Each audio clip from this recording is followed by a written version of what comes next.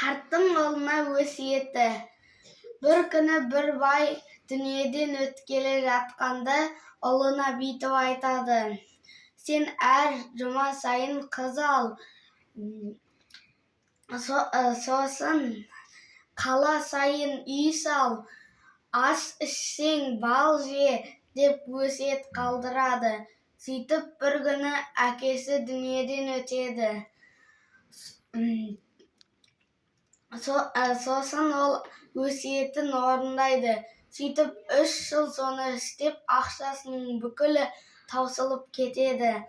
Сөйтіп сосын ол кедей болып қалады. Бір күні далаға шығып серуендеп қайтайын деп шығады да бір тастың жанына отырады.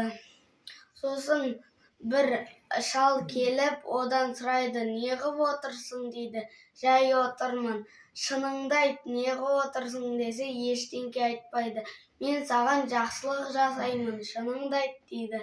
Сосын менің әкем дүниеден өткелі жатқанда маған өсиет қалдырған. Қандай өсиет?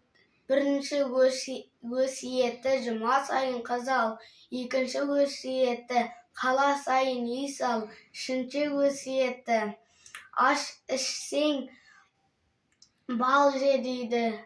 Сөйтіп ол шалға айтады: мен соның бәрін орындадым, 3 жылда менің ақшам таусылды, сосын осындай күйге жеттім, дейді.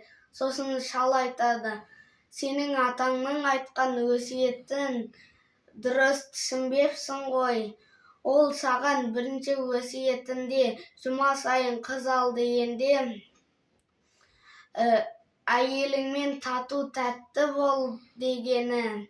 Ал екінші өсиетінде